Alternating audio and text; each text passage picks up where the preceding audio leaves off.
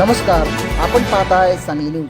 युवा नेते अमोल बाबर यांचे पाटील गटाला थेट आव्हान, दिला इशारा. विटा नगरपालिकेच्या रणांगणात एकमेकांवर आरोप प्रत्यारोप केले जात आहेत.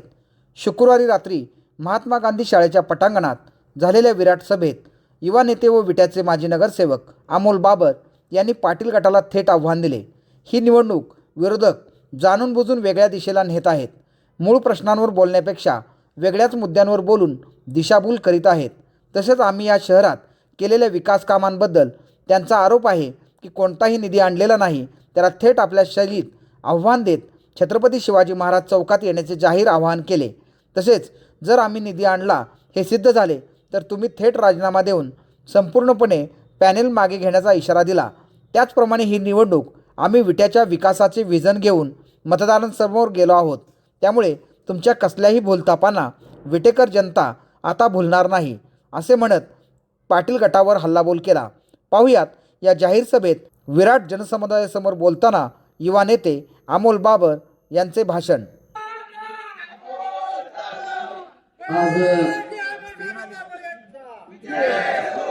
परिवर्तनाच्या लढाईमध्ये आपण सर्व साक्षीदार.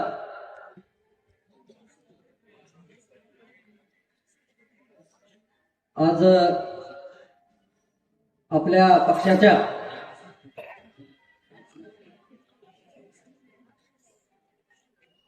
जाहीर सभेच्या निमित्तानं उपस्थित असलेले आपले लाडके आमदार सुहास भैया, आपल्या नगराज पदाच्या उमेदवार सौ काजल संजय मेत्रे, आपले शिवसेनेचे सर्व 26 उमेदवार,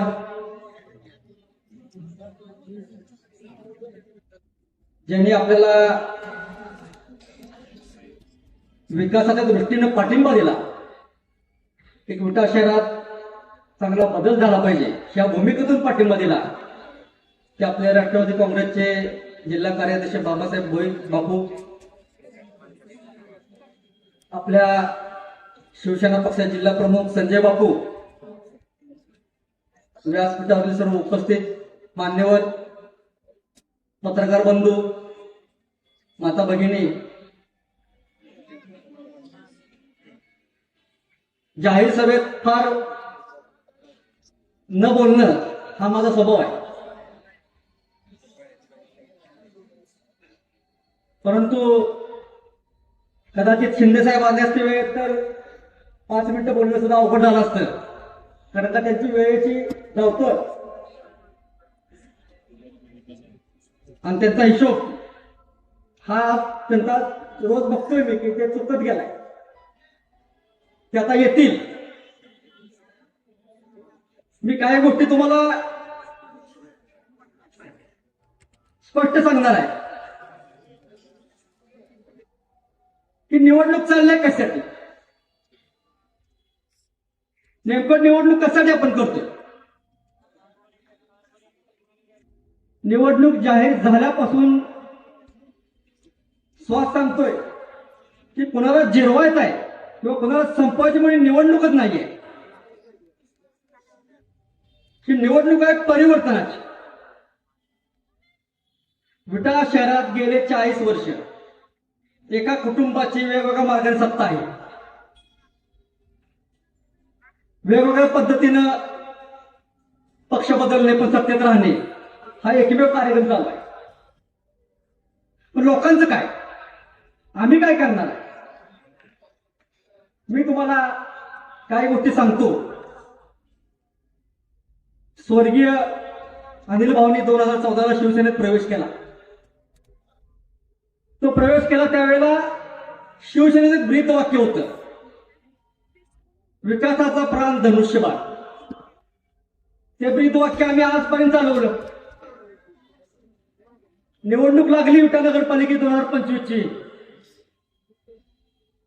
आणि काय नाट्यमय घडामोडी घडल्या. जरा स्लोगन बदलायची वेळ आली मला.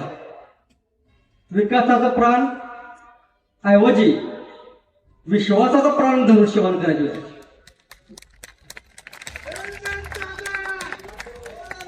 एक चांगला भला माणूस ज्याला आम्ही प्रमोट केला त्या भल्या माणसाला तुम्ही फसवलं. राजकारणात एखादं होणार असेल तर होय म्हटलं पाहिजे. पण संजय बापूंनी सांगितलं तशी ते गट्टी गदर ढकलत नेली आणि गदीच्या बाहेर काढली.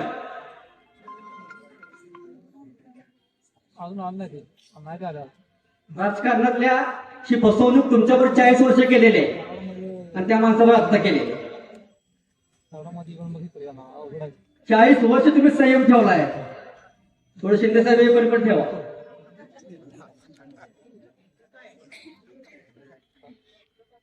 दोन 2022 21 शिंदे साहेब मुख्यमंत्री झाले. सत्ता बदल केला आणि शिंदे साहेब मुख्यमंत्री झाले. त्याच्यानंतर स्वर्गीय अनिल भाऊनी मतदारसंघाचा चेहरा मोहरा बदलला. तो चेहरा मोहरा बदलत असताना विटा शहरासाठी तब्बल जवळजवळ 200 कोटीचे पाणी योजनेचे पैसे सोडून 200 कोटीचे आपण विकास कामांना विकास निधी आणला.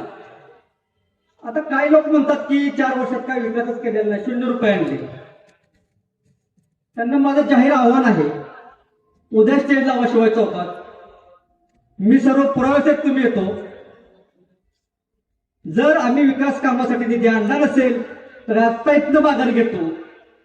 आणि जर विकास कामासाठी 200 कोटी रुपये विटा शहरात आणले असतील तर तुम्ही सर्व राजीनाम्यातून घरी परत जावा.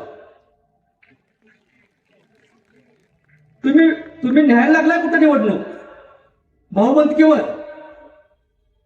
हा विषय नाही आहे. तुम्हाला विकास करता आलेला नाही आहे, तुम्ही काही करू शकलेलं नाही आहे म्हणून तुम्ही डायव्हर्ट करायला लागला विषय. माझा त्यांना खडा सवाल, तुम्ही विट्यासाठी काय केलंय ते सांगा आणि काय करणार आहे ते सांगा. कुठं आहे तुमचा मागचा जाहीरनामा? तो तुम्हीच उघडून बघा, त्यात तुम्ही काय केलं. दुसरा माझा सवाल असा आहे की ठीक आहे, तुम्ही पराभूत झाला, 2-3 महिने वाट बघितली, गेले 6 महिन्याला भाजपमध्ये गेला तुम्ही. गेल्या 6 महिन्यासाठी उठ्यात तुम्ही 1 रुपया आणू शकलेला नाही. मग तुम्ही नेमकं भाजपमध्ये गेला कशासाठी? आम्ही सांगतो आम्ही काय केलं ते. आमचे वडील स्वर्गीय अनिल भाऊ वारले, त्याच्यानंतर ह्या विटा शहरासाठी मी आणि स्वास्थ्य, स्वर्गीय अनिल भाऊ वारल्यानंतर तो आमदार नव्हता, आम्हीही काही नव्हतो. आपला मतदारसंघ विना आमदारांचा, विना सत्तेचा, आम्ही दोघं काय करतो फक्त. पण माननीय एकनाथ शिंदेने एवढी मोठी ताकद दिली आणि विटा शहरासाठी 79 कोटीची पाणी पुरवठा मंजूर केली. त्या पाणी पुरवठ्याचं 40% काम संपत आलंय. येणाऱ्या मे पर्यंत ते काम 100% पूर्ण होईल. ते 100% काम पूर्ण झाल्यानंतर विटा शहराला दररोज पाणी मिळेल. त्या पाणी पुरवठा योजनेला जे लाईट बिल येतं ते लाईट बिल नगरपालिकेला, तुम्हाला माहित आहे पाणीपट्टी तुम्ही किती भरता. ती योजना आपण सोलरवर नेलेली आहे. परवा दिवशी ते सोलर पॅनल पण विकत पोचले. मी तुम्हाला शब्द देतो की ती योजना मे पर्यंत पूर्ण करून येत्या मेला त्या पाणीपट्टीचं उद्घाटन होईल.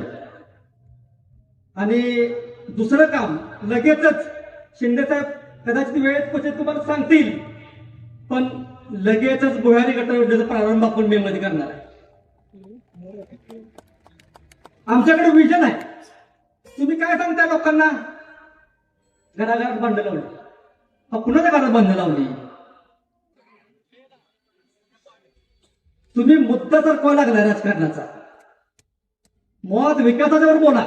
ही निवडणूक नगरपालिकेची आहे, त्याच्यावर बोला. तुम्ही त्याच्यावर कायच बोलत नाही. तुमच्या लक्षात आलं का काही गोष्टी काय घडणार आहे ते? माझी विनंती आहे की तुम्ही विकासावर गेलं पाहिजे.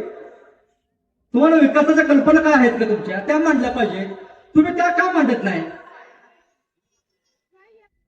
त्यामुळं पत्रकार बंधूंनी सुद्धा लक्षात ठेवलं पाहिजे आणि जनतेने सुद्धा लक्षात ठेवलं पाहिजे की गाडी भरकटली आहे, मुद्द्यावर काहीच बोलत नाहीत, विकासावर काहीच बोलत नाहीत. जर इलेक्शनला जाहीरनामा काढायचा, त्या जाहीरनाम्याचं काय केलं? मी तुम्हाला 4 गोष्टी सांगतो, 4 गोष्टी विकास शहरासाठी. मी शिंदे साहेबांना स्वतः सांगणार होतो, साहेब विटा शहराची पाणी पुरवठा योजना पूर्ण करणे, दुसरी गोष्ट भुयारी गटर योजना मंजूर करणे, जे आपल्या शहरातील रस्ते गटरी गेले 40 वर्ष तोच प्रश्न घेऊन आम्ही फिरतोय, अजून तेच पूर्ण करतोय. कुठे आपल्याला विटा शहरात एखादा बगीचा सांगा तुम्ही, मग काय घडलं नाही तुमच्याकडून? आता जाहीर मी परवा मला वाचण्यात आलं काहीतरी की थोडं एक असं फेसबुकला पोस्ट पडली की महिलांसाठी स्वच्छतागृह उभारणार. अहो, तुमच्या घरातल्या महिला 5 वर्ष नगराध्यक्ष होत्या, मग त्यावेळेस तुम्हाला का सुचलं नाहीत की महिलांसाठी स्वच्छतागृह उभा करायला पाहिजे?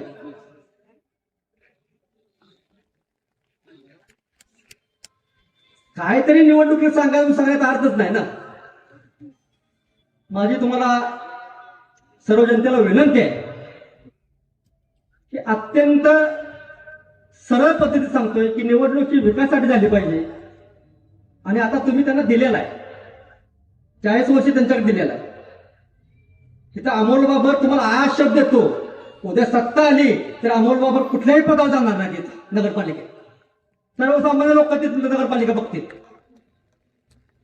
पण त्या सत्तांतर करून विटा शहरातला नागरिक प्रत्येक कामासाठी अत्यंत शिस्तीत आणि न भिता नगरपालिकेत यायला पाहिजे आणि कुठल्याही गोष्टीशिवाय नगरपालिकेचा कारभार चालला पाहिजे.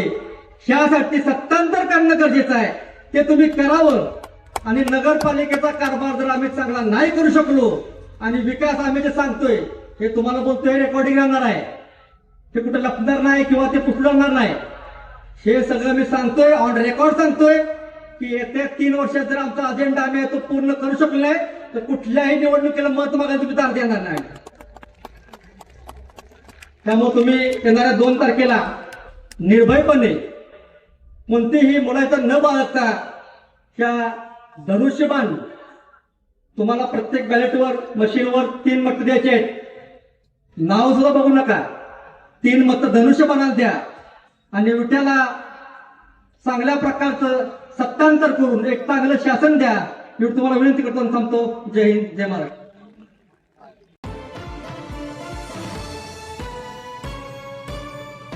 सांगली न्यूजसाठी विद्याधर कुलकर्णी, विटा.